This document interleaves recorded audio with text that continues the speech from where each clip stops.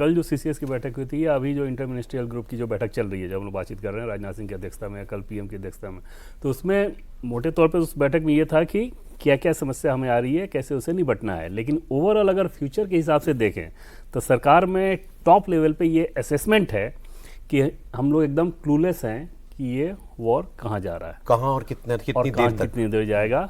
और उसके पीछे वजह यह है कि डोनाल्ड ट्रंप क्या करेंगे वो नहीं पता। इसको इस उदाहरण से आप समझें तो ये लगेगा कि बहुत लॉजिकल बात भी है कि जो 5 आइज ग्रुप है, US, UK, Canada, Australia, New Zealand, तो वो 5 आइज किस लिए है कि आप इंफॉर्मेशन साझा करते हैं और टॉप लेवल का, दुनिया में सबसे बड़ी चीज़।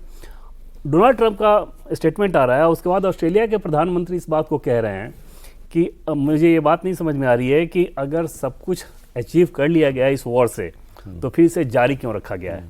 मतलब अगर ऑस्ट्रेलिया के प्रधानमंत्री US के प्रेसिडेंट और US के स्टैंड के बारे में क्लूलेस हैं तो फिर कौन ही अंदाजा लगा सकता है।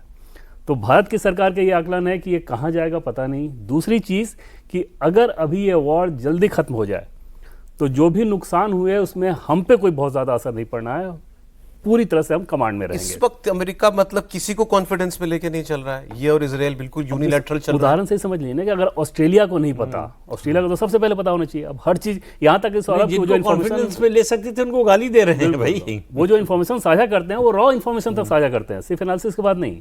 और उस देश को पता ही नहीं है कि क्या होना है। तो अकल्पनीय है ना कि UK, पोलैंड, शायद पोलैंड ने वो बैटरी एयर डिफेंस देने से मना कर दिया।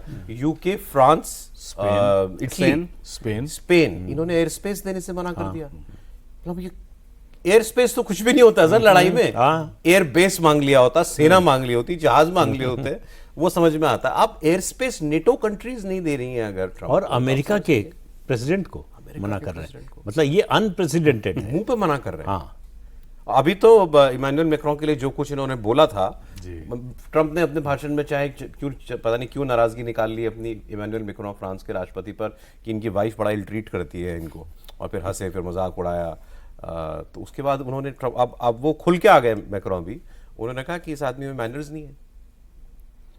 ये जो ठीक बात है, सीधा बोल दिया उन्होंने भी। मुझे लग रहा है ये जो स्टेट ऑफ जो भी उनका प्रेस कॉन्फ्रेंस था या जो भी उन्होंने राष्ट्र को संबोधन किया, वो झूठ का सेमीफाइनल था। फाइनल झूठ जो है वो 1 महीने बाद आएगा, और उस समय यूरोप पूरी तरह से प्रिपेयर्ड होगा। अगर संबंध विच्छेद भी करना चाहें तो हम तैयार सर। वो हमारा इशू, हम कहते हैं वो हमारा लुकआउट है नहीं है यूरोप जाने, और हमारा तो ये है कि ये ट्रंप तो यूं ही हाथ हिला के चल देंगे टाटा, तो ये स्ट्रेट ऑफ हॉर्मुज फिर हमें ईरान की शर्तों पर चलना पड़ेगा। यहाँ पर देखिए, स्ट्रेट ऑफ हॉर्मुज के लिए तो ईरान की शर्तों पर जो भी उधर से गुजरना है जिसको चलना ही पड़ेगा, आगे भी। मतलब ईरान को डिफाई करके आप जो है वहां से अपना सामान नहीं निकाल सकते। उन्होंने पार्लियामेंट से मैंडेट ले लिया है कि हम टोल टैक्स लेंगे यहाँ से। कोई मतलब नहीं है पार्लियामेंट के मैंडेट लेने न लेने का, IRGC तय करेगी। फॉर्मलाइज कर दिया, मैं कह रहा हूँ उसको। हाँ, जिसको जाने देना चाहेंगे उसको जाने देंगे, जिसको रोकना होगा उसको रोक लेंगे। पार्लियामेंट का जो है वो रेजोल्यूशन उनको, इनके लिए कोई बाइंडिंग नहीं है, वो केवल दुनिया को बताने के लिए है कि हम ऐसा कर सकते हैं और करने की हमने तैयारी कर ली है। तो अब दुनिया, असल में ईरान लगातार ये प्रेशर बना रहा है कि दुनिया के बाकी देश इजराइल और अमेरिका पर दबाव डालें कि रुक जाओ, बंद कर दो। देखिए, हम सब लोग कहते हैं कि इजराइल पर इतने हमले हो गए ईरान के, ईरान सटीक हमला कर रहा है। ईरान से कोई खबर आ रही है क्या? वहाँ इंटरनेट बंद है, मोबाइल वगैरह है नहीं, युद्ध से पहले ही बंद कर दिया, वहाँ से कोई इन्फॉर्मेशन नहीं आ रही है। इजराइल जो है वो डेमोक्रेटिक कंट्री है। हम आप कल उतरे तेल अवीव में, अपना मोबाइल लेके घूमे और दिखाएं कि यहाँ ये बिल्डिंग गिर गई, वो बंकर में है, कुछ भी दिखा सकते हैं। ऐसा है कि मना भी नहीं करते, अब मना भी नहीं करते, रोकता भी नहीं कोई। जो भी यहाँ से रिपोर्टर्स गए हैं सब आराम से दिखा रहे हैं, बंकर में रह रहे हैं, बंकर से जो है खबर भेज रहे हैं। तो ईरान की जो क्या हालत है ये किसी को पता नहीं। सर, ये बात तो ठीक है। ऑपरेशन सिंदूर में 4 दिन की लड़ाई में पाकिस्तान 10 देशों के पास गया जी कि लड़ाई रुकवाओ, नाम लेके उसने धन्यवाद दिया UK का, अमेरिका का कितनी बार, और सऊदी अरब का, और कतर का, तो इसका तो उसका। 4 दिन में उसने कहना शुरू कर दिया। कहीं से ये खबर भी तो नहीं आ रही कि ईरान दुनिया से ये कह रहा हो कि इसको कह के रुकवाओ।